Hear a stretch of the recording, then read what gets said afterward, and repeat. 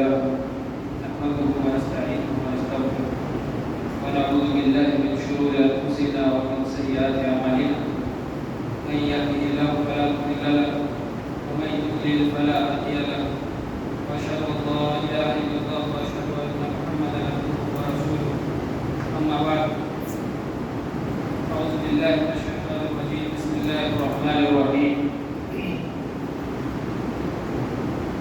إن الله لا يغير ما بقوم حتى يغيروا ما بأنفسهم وقال النبي صلى الله عليه وسلم من رأى منكم منكرا فليغيره بيده فإن لم يستطع فبلسانه فإن لم يستطع فبقلبه وذلك أضعف الإيمان.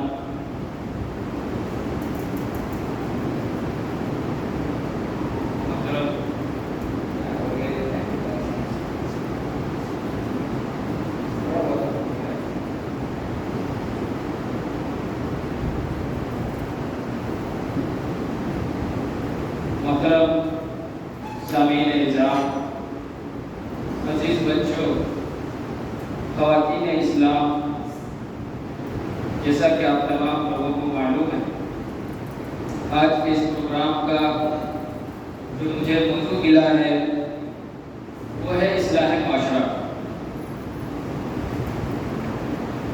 میرے اسلامی بھائیوں، نوجوان دوستوں، عزیز بچوں، پردہ نشین خواتین، میری ماں اور بہنیں، آپ سب کو معلوم ہے معاشرہ کسی ایک فرد کا نام نہیں ہے، سوسائٹی کسی ایک آدمی سے نہیں بنتی، بلکہ سوسائٹی نام ہے ایک جماعت کا، ایک گروپ کا، جو ایک فرد مل کر کے اس کو قائم کرتے۔ لہذا ہر شخص کو چاہیے اور ہم میں سے ہر ایک شخص کو مل کر کے اس معاشرے کا ایک فرد بننا ہے، ایک حصہ بننا ہے، تب جا کر کے ایک معاشرہ اور ایک سوسائٹی اس دنیا کے اندر قائم ہوتی ہے۔ اسی مناسبت سے میں نے ایک آیت کریمہ سورہ رعد کی آیت نمبر 11 کی تلاوت کی ہے۔ اللہ رب العالمین فرماتا ہے ان اللہ لا یغیر ما بقوم حتی یغیروا ما بانفسہم۔ اللہ رب العالمین نے آج تک دنیا کے اندر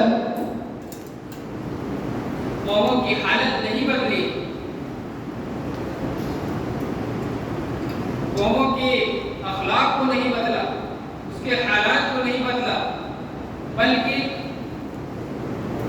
اللہ رب العالمین نے ہر دور میں، ہر زمانے میں، ہر وقت میں انبیاء کرام کو اس دنیا کے اندر بھیجا، اور انہوں نے بھی اس دنیا میں آ کر کے صرف اور صرف اللہ رب العالمین کا کلام اور اللہ رب العالمین کی بتائے ہوئے میسج کو لوگوں کے سامنے پیش کیا۔ اس کے باوجود لوگوں کے اندر وہ تبدیلیاں نہیں آئی، مکمل بدلاؤ نہیں آیا، ورنہ اگر نبی اور رسول کے آ جانے سے پوری دنیا ہدایت یافتہ ہو جاتی تو ہمیں اور آپ کا جو یقین اور ایمان جن رسولوں پر ہے، اور خصوصاً ہمارے آخری نبی جناب محمد رسول اللہ صلی اللہ علیہ وسلم پر، جن کو جوامع الکلم دیا گیا تھا، جو بات کم کرتے تھے لیکن وہ دلالت کرنے کے اعتبار سے بڑی اہم اور بڑی مفہوم سے پر ہوا کرتا تھا۔ اگر کسی کی بات میں اثر تھی تو ہمارے آخری نبی جناب محمد رسول اللہ کی بات میں اثر تھی، کیونکہ ان کا قول بھی وہی تھا جو ان کا عمل تھا، اور جو ان کا عمل تھا وہی ان کا قول تھا۔ اگر آدمی کے بتا دینے سے، انبیاء کرام کے آ جانے سے، اور بہت سارے بڑے بڑے مشہور خطیب علماء کرام کے بیانوں سے اگر تبدیلی آتی تھی تو آج سے پہلے 1400 سال پہلے ہمارے رسول صلی اللہ علیہ وسلم کے دور میں بھی بے شمار کفار، بے شمار کافر، بے شمار یہود اس دنیا سے اپنی اصلی حالت سے ہی دنیا سے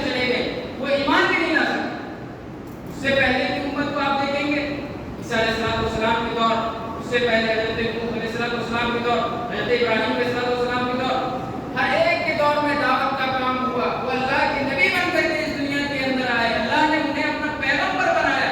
انہوں نے بھی دعوت کی کام کی، انہوں نے بھی اصلاح کا کام کیا. لیکن جو لوگ اور جو قوم خود اپنے آپ کو نہیں بدلتا ہے، جس کے اندر اپنے آپ کی اصلاح کی توفیق نہیں ہوتی ہے، اللہ رب العالمین اسے نہیں بدلتا، اس کی اصلاح نہیں کرتا ہے. اسی بات کو اللہ رب العالمین نے سورہ رعد آیت نمبر 13 کے اندر فرمایا ان اللہ لا یغیر ما بقوم حتی یغیروا ما بانفسہم. بے شک اللہ رب العالمین آج تک کسی قوم کی حالت کو نہیں بدلا یہاں تک کہ انہوں نے اپنے نفس کو بدل لیا، یہاں تک کہ انہوں نے اپنے آپ کو بدلنے کے لیے تیار کر لیا. پتہ کیا چلا؟ پوری سوسائٹی کو سدھارنے کی ضرورت نہیں ہے، پورے معاشرے کے اوپر انگلی اٹھانے کی ضرورت نہیں ہے. ہر شخص کو ضرورت ہے کہ وہ اپنے آپ کو بدلے، کیونکہ معاشرہ انشاءاللہ اصلاح ہو جائے. کیونکہ ہمارے ہی وجہ سے معاشرہ بنتا ہے. اگر ہر شخص جو مسجد میں آئے ہوئے ہیں، اگر ہم اور آپ اپنے محاسبہ کرنا شروع کریں، ہم اگر اپنی اصلاح کرنا شروع کریں، انشاءاللہ یہ معاشرہ مکمل پاک صاف ستھرا ہو جائے گا. اسی کو علامہ اقبال نے کہا تھا خدا نے آج تک اس قوم کی حالت نہیں بدلی، خدا نے آج تک اس قوم کی حالت نہیں بدلی جسے خود نہ ہو اپنی آپ بدلنے کی. میرے بھائیوں اور دوستو، اللہ رب العالمین نے فرمایا ظہر الفساد فی البر والبحر بما کسبت ایدی الناس. اس دنیا کے اندر اگر فساد برپا ہوتا ہے، جھگڑا لڑائی ہوتا ہے، انتشار پھیلتا ہے، اگر دنیا کے اندر وائلنس ہوتا ہے، بما کسبت ایدی الناس، لوگوں کے ہاتھوں کے کرتوت ہیں، یہ ہمارے ہی کمائے ہوئے ہیں، یہ ہمارے ہی کی دھری چیز ہے جو دنیا کے اندر جس کی وجہ سے فساد برپا ہوتا ہے، سوسائٹی کے اندر، معاشرے کے اندر اختلافات ہوتا ہے، اور ہمارے ہی ہاتھوں کا کرتوت ہے جس کی وجہ سے آج ظالم اور جابر بادشاہ ہمارے اوپر مسلط ہے. حجاج بن یوسف کا نام آپ نے سنا ہوگا. بڑا ہی ظالم اور بڑا ہی جابر بادشاہ تھا جنہوں نے بڑے بڑے علماء کرام کو قتل عام کروا دیا، جنہوں نے بڑے بڑے نیک اور زاہد لوگوں کو راستوں پر ذبح کروا دیا. آخری دور تھا. صحابی رسول انس بن مالک رضی اللہ تعالیٰ عنہ سے کسی نے پوچھا کہ ذرا بتائیے تو یہ آدمی ہمارے اوپر کس قدر ظلم و زیادتی کر رہا ہے، ہمارے اوپر کتنا ظلم و زیادتی کر رہا ہے، اس کا آخر وجہ کیا ہے، ریزن کیا ہے؟ حضرت انس بن مالک رضی اللہ تعالیٰ عنہ نے کہا ما جاء الحجاج الا بذنوبه. حجاج بن یوسف ہمارے اوپر مسلط نہیں ہوا ہے مگر ہمارے ہی گناہوں کی وجہ سے، مگر ہمارے ہی کمائے ہوئے گناہ کی وجہ سے ہمارے اوپر اللہ رب العالمین کی طرف سے اس کو مسلط کیا گیا. تو جو بھی ظالم اور جابر اور جو بھی معاشرے کے اندر انتشار پیدا ہوتا ہے، جو بھی ہمارے اوپر معاشرے کے اوپر جو ظلم کیا جاتا ہے دوسروں کے خلاف یا دوسروں کی وجہ سے، وہ ہمارے ہاتھوں کے کرتوت اور ہمارے ہی کمائے ہوئے گناہ ہوتے ہیں جس کی وجہ سے ہمیں اور آپ کو سزا ملتی ہے. محترم بھائی اور دوستوں، آگے بڑھتے ہیں. کئی پوائنٹ ہیں اس کے معاشرے کو اصلاح کرنے کی، جس میں سب سے پہلا پوائنٹ میں ذکر کرنے سے پہلے آپ سے ایک سوال کرنا چاہوں گا. آپ ایسے بتائیے کہ دنیا کے اندر وہ کون سی گناہ ہے جو اللہ رب العالمین کو سب سے زیادہ ناپسندیدہ ہے؟ ایک آواز یہ بات آئی کہ شرک اللہ رب العالمین کو سب سے زیادہ ناپسندیدہ ہے، اور اصلاح معاشرہ میں سب سے پہلا شرک جو میں نے رکھا ہے وہ شرک ہے. کیونکہ جس معاشرے میں شرک جیسی کبھی گناہ پائی جائے گی وہ معاشرہ کبھی فلاح و بہبود کی، سکون کی نیند نہیں سو سکتا ہے، کامیابی اور کامرانی کی سیڑھیاں نہیں چڑھ سکتی ہے وہ معاشرہ جس کے اندر شرک جیسی گناہ پائی جاتی ہے. اللہ رب العالمین نے سورہ انعام میں فرمایا الذین آمنوا ولم يلبسوا ایمانهم بظلم اولئک لهم الامن وهم مهتدون.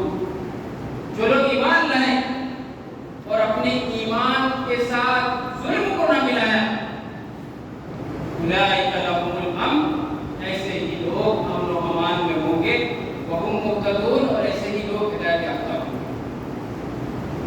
صحابہ کرام کو شک ہو گیا اور وہ اس آیت کو نہیں سمجھ سکے۔ فوری طور پر جب آیت نازل ہوئی تو صحابہ کرام نے اللہ کے نبی کے پاس فوراً حاضر ہوئے اور کہا، اللہ کے نبی، ہمیں سے کون شخص ایسا ہے جس نے آپس میں ایک دوسرے کے ساتھ ظلم نہ کیا ہو، کسی کو مارا نہ ہو، کسی کو گالی نہ دیا ہو، کسی کے ساتھ لڑائی جھگڑا نہ کیا ہو؟ ہر شخص ایسا ہے معاشرے کے اندر۔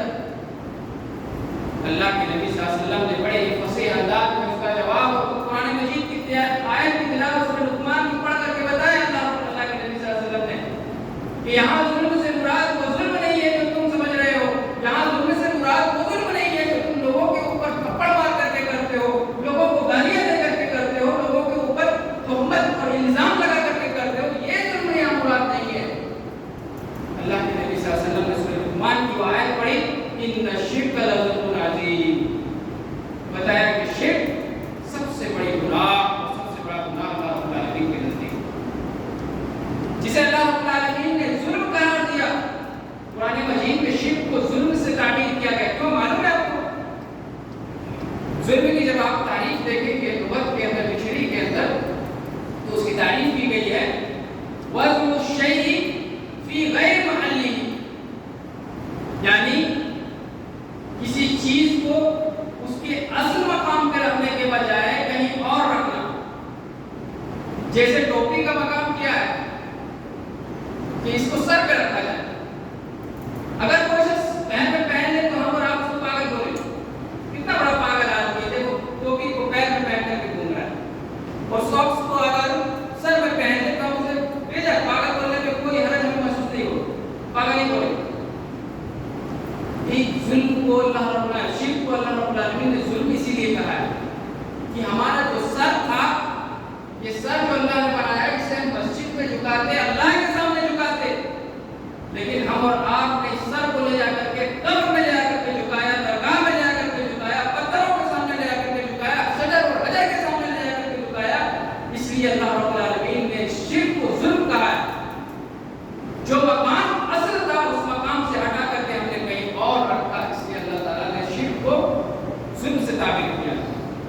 تو اللہ تعالیٰ نے کیا کہا؟ جو ایمان لائے اور اپنے ایمان کو ظلم کے ساتھ نہیں ملایا، اولئک لہم الامن، ایسا معاشرہ یا ایسے مومن، ایسے مسلمان امن و امان میں ہوں گے، سکون و اطمینان کے ساتھ رہیں گے، وہم مہتدون، اور یہی لوگ کا کیا ہوگا؟ اس کے اپوزٹ معاشرے کے اندر شرک ہوگا، شرک پایا جائے گا تو وہ معاشرہ کبھی امن و امان کی چین کی سانس نہیں لے سکتا ہے،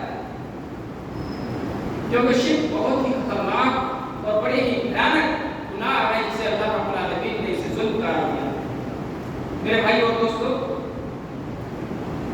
اسی لیے اللہ کے نبی صلی اللہ علیہ وسلم نے اپنی مرض الموت میں، آخری وقت میں، جب آپ سیدھے کروٹ نہیں لے پا رہے تھے، ایک بار اس کروٹ ایک بار اس کروٹ جب پلٹ رہے تھے، آخری وقت اللہ کے نبی صلی اللہ علیہ وسلم کی آخری پریشانی کے عالم میں، جس کو مرض الموت کہتے ہیں، ایسے وقت میں اللہ کے نبی صلی اللہ علیہ وسلم نے کہا لعن اللہ الیہود والنصارى، اللہ رب العالمین یہودیوں پر اور نصرانیوں کے اوپر لعنت کرے جن لوگوں نے اتخذوا قبور انبیائہم مساجدا، ان لوگوں نے اپنے نبیوں کی قبروں کو مسجدیں بنا دی۔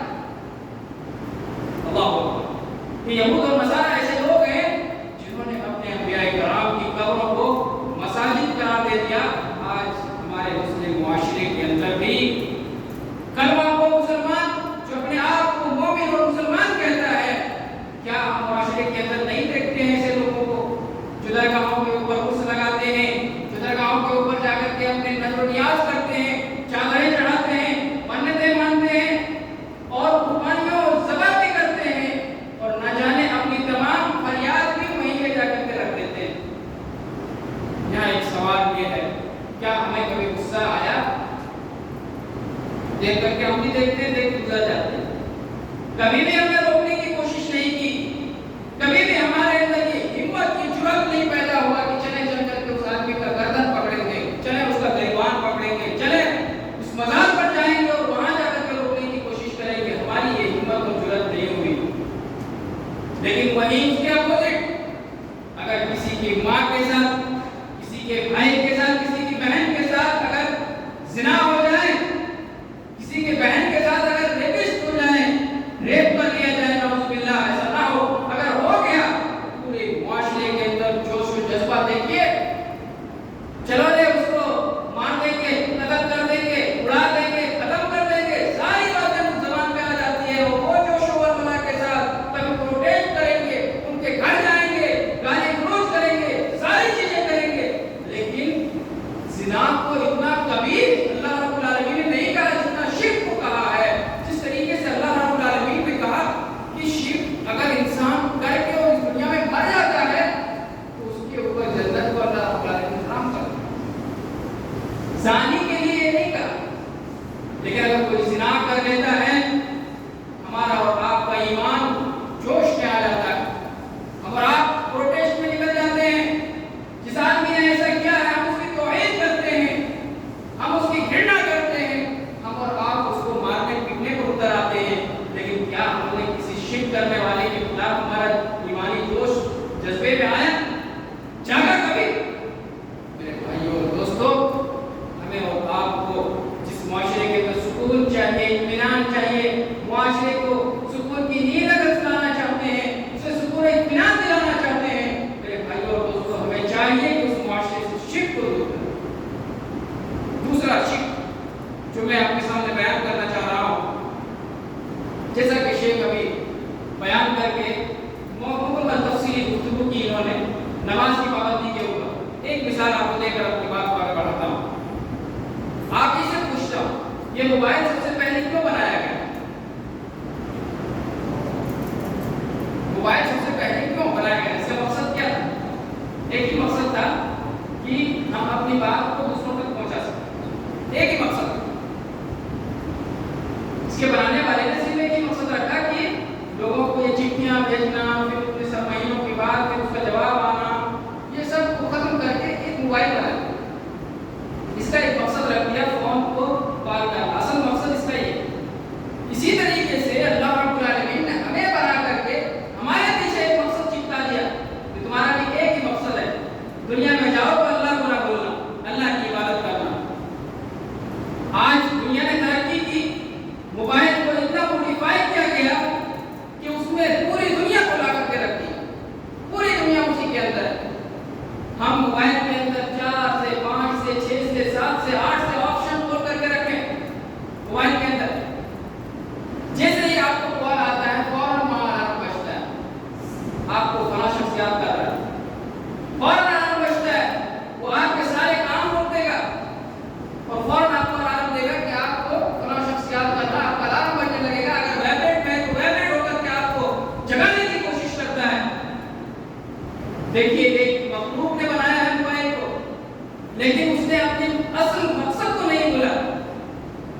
आप चाहे गूगल खोल के रखिए, कैम खोल के रखिए, यूट्यूब खोल के रखिए, फेसबुक खोल करके रखिए, ट्विटर खोल के रखिए, इंस्टाग्राम खोल के रखिए, फिर भी वो फोन आता है तो आपको अलार्म दे करके फौरन आपको आगाह करता है कि फला शख्स आपको याद कर रहा है। क्या अल्लाह रब्बुल आलमीन ने हमारे लिए ऐसा निजाम नहीं रखा है? क्या अल्लाह रब्बुल आलमीन ने हमारे लिए ऐसा कोई नज़्म रखा है? नहीं रखा है। हमारे लिए भी 5 वक्त के अलार्म बाकायदा मस्जिद से ऐलान होता है, अलार्म बजता है।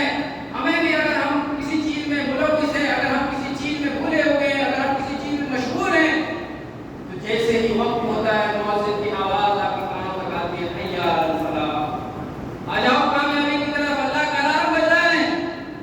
जिस तरीके से मोबाइल का अलार्म बजता है, वैसे ही मस्जिदों से अल्लाह रब्बुल आलमीन का अलार्म बजता है। जिस तरीके से एक मखलूक ने इस मोबाइल को बनाया और इसके पीछे एक मकसद रखा कि तुम्हें कॉल करना है, तुम्हारा ये असल मकसद है, ये कभी नहीं भूलता है। इसी तरीके से हमें और आपको भी अल्लाह रब्बुल आलमीन ने पैदा करके ये बात बताया कि तुम्हारे पीछे एक मकसद है, और तुम्हारा मकसद ये है कि तुम अल्लाह की इबादत को ना भूलना। और उसके लिए अगर तुम्हें भूल जाओ, अगर तुम कभी गफलत में चले जाओ, तो उसके लिए मस्जिद से अलार्म के तौर पर अल्लाह रब्बुल आलमीन ने मुअज्जिन को मुकर्रर करवाया ताकि तुम किसी में मशगूल होकर के अपने वक्त को ज़ाया न करो। मेरे भाइयों और दोस्तों, वक्त कम है, बातें बहुत ज़्यादा है। इसी तरीके से हम और आप एक बात ये सुन लीजिए, बात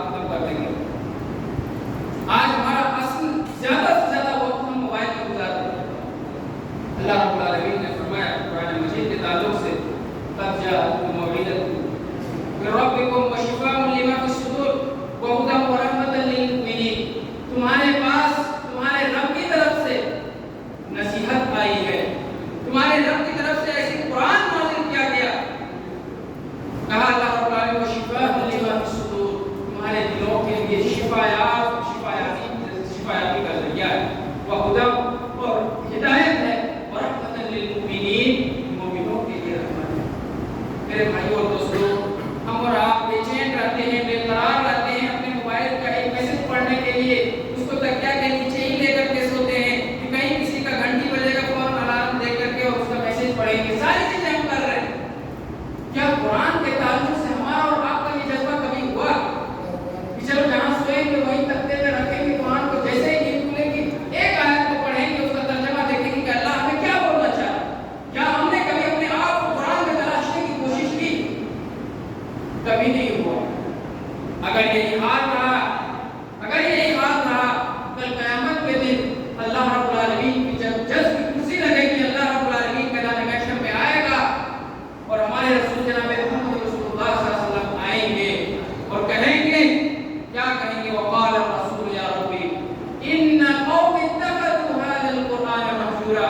اللہ کے نبی یہ شکایت لے کر کے آئیں گے، کہیں گے اے میرے پروردگار عالم، یہ میری امت تھی جس نے دنیا کے اندر قرآن کو چھوڑ دیا۔ یہ اللہ کے نبی کی بہت بڑی شکایت ہوگی قیامت کے دن۔ میرے بھائیوں اور دوستوں، ہمیں اور آپ کو قرآن سے اپنا لگاؤ لگانا ہوگا، ہمیں اپنے آپ کو قرآن سے اپنا ربط مضبوط کرنا ہوگا۔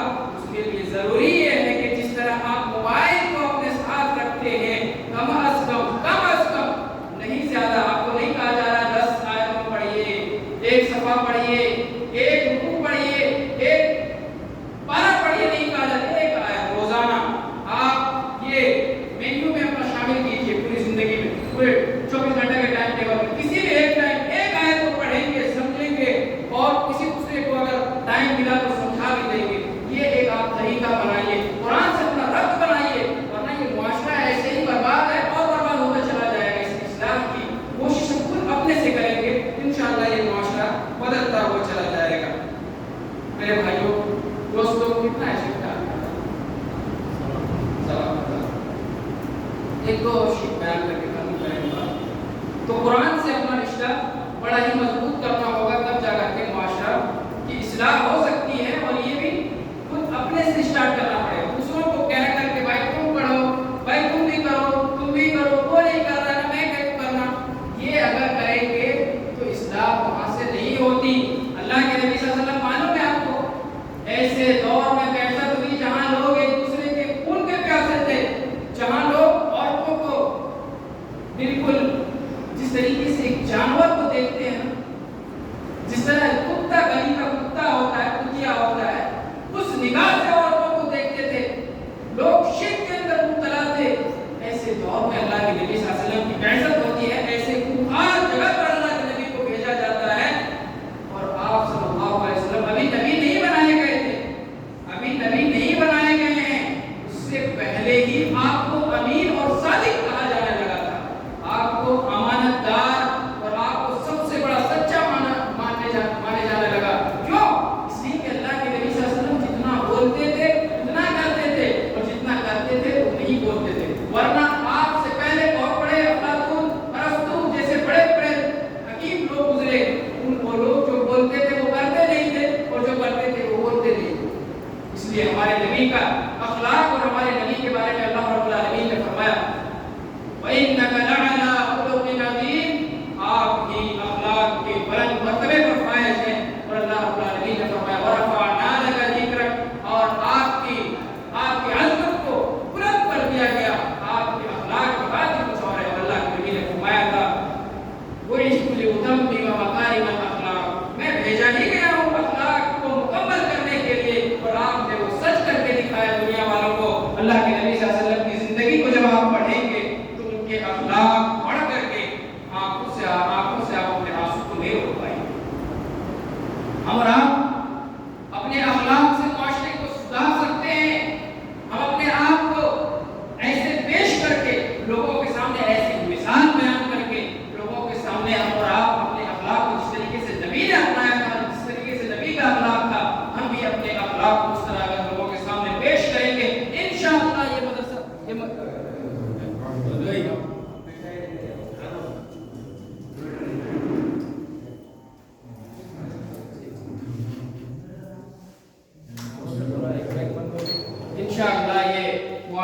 सुधरेगा, लेकिन जरूरत की बात इस बात की है कि हम और आप अपने अखलाक को नबी के अखलाक की तरह बनाएं। हमारा अखलाक कैसा है? अगर कोई एक गाली दे दिया, पलट करके हम 4 गालियां उसे सुनाते हैं। अगर कोई हमें थोड़ा सा हाथ से लगा दिया, हम पलट करके दे घूसा मार देते हैं उसको। अगर रास्ते में चलते हुए अगर किसी का कंधा टकरा गया, पलट करके एकदम बॉस बन जाते हैं और वहां अपनी दादागिरी छाड़ देते हैं। अल्लाह के नबी सल्लल्लाहु अलैहि वसल्लम के ऊपर कितने जुल्म हुए, कितने सितम ढाए गए, लेकिन कभी आपने अपनी तरफ से क्या अपने नफ्स के लिए कभी बदला लिया?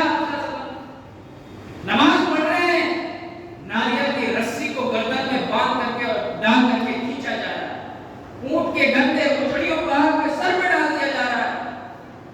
हमारे और आपके बीच अगर मस्जिदों में थोड़ी सी अनबन हो जाती है, एक दूसरे से अगर थोड़ी सी बातचीत में तू मैं हो गया, दूसरे दिन से मस्जिद ही छोड़ देंगे, छोड़ पाए तो मस्जिद नहीं जाएगा, दूसरे मस्जिद जाएगा।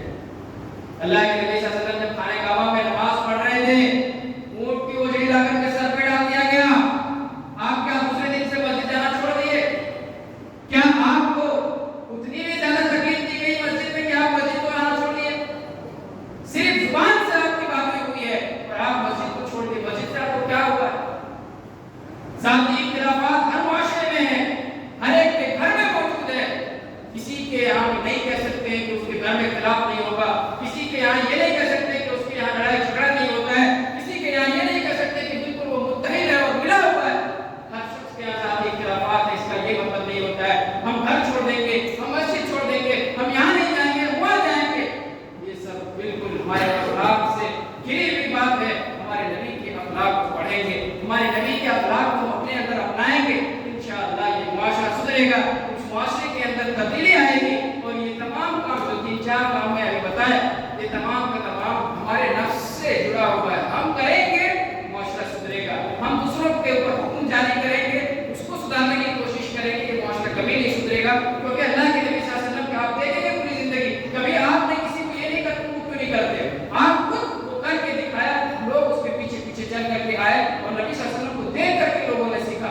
इसलिए बात बताने से, हुक्म देने से ज्यादा बेहतर ये है कि आप वो काम करके बताइए।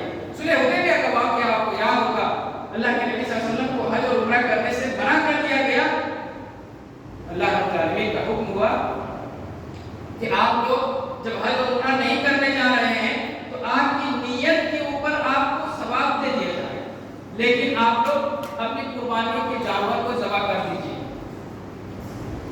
हजरत उमर रज़ियल्लाहु ताला अन्हु, आप जानते हैं बड़े जोश और जज्बे वाले सहाबे रसूल हैं। अल्लाह के नबी सल्लल्लाहु अलैहि वसल्लम को कहा, अल्लाह के नबी ये लोग हमें रोक रहे हैं मस्जिद हराम में जाने से, हम लड़ेंगे, मुकाबला करेंगे। अल्लाह के नबी सल्लल्लाहु अलैहि वसल्लम ने कहा नहीं, लड़ना नहीं, सुलह हो गई, मुआहदा हो गया, हम उसकी पाबंदी करेंगे। अल्लाह के नबी ने हुक्म दिया कि सब लोग अपने जानवर को ज़बह कर दो। कुर्बानी के जानवर जो मक्का लेकर के जा रहे थे, सब अपने कुर्बानी के जानवर को ज़बह कर दो, अपने सर यहीं छिला दो। किसी ने नहीं सुना, अनसुनी कर दी। अल्लाह के नबी सल्लल्लाहु अलैहि वसल्लम परेशान हो गए कि आखिर मेरे यही वो सहाबी हैं जो हमारी एक बात के लिए लड़ पड़ते थे, ऐसे लगता था जैसे गर्दनें उड़ा देंगे एक दूसरे की। आज वो क्या क्या है, मैं हुक्म दे रहा हूँ कि लोग कर नहीं रहे, परेशान हो गए। आप सल्लल्लाहु अलैहि वसल्लम हज़रत उम्मे सलमा रज़ियल्लाहु ताला अन्हा के पास आते हैं, कहते हैं बेगम ऐसी और ऐसी बात है, मैं हुक्म दिया लेकिन कोई लोग मान नहीं रहे, किसी को ये भी देख रहा हूँ कोई कुर्बानी नहीं कर रहा है, कोई सर नहीं छिला रहा, मसला क्या है, मैं क्या करूँ? परेशान हो गए। वो दौर की औरतें भी, वो नबी की औरत थी, क्या बेहतर मशवरा दिया। हमारे घर की औरतों की तरह नहीं है, सिर्फ मर्दों को उठक बैठक करवाना आता है इनको, घर में सारे हुक्म नाफिज करना आता है इनको। अब देखिए क्या मशवरा दिया। उम्मे सलमा रज़ियल्लाहु ताला अन्हा कहती है, अल्लाह के नबी आप परेशान मत होइए, कोई नहीं मान रहा है, आप आगे बढ़िए, आप अपने जानवर को ज़बह कीजिए, अपने सर को छिला दीजिए। जैसे ही देखा सहाबाए कराम ने कि अल्लाह के नबी ने अपने जानवर को ज़बह कर दी और अपने सर को छिला लिया, तमाम के तमाम सहाबाए कराम टूट पड़े और तमाम लोगों ने अपने जानवरों को ज़बह किया, अपने सरों को छिलाया। बताने का मकसद क्या है? आप करके दिखाइए, पीछे सब करने वाले आएंगे। आप इंतजार करते रहते हैं, वो छोटा बच्चा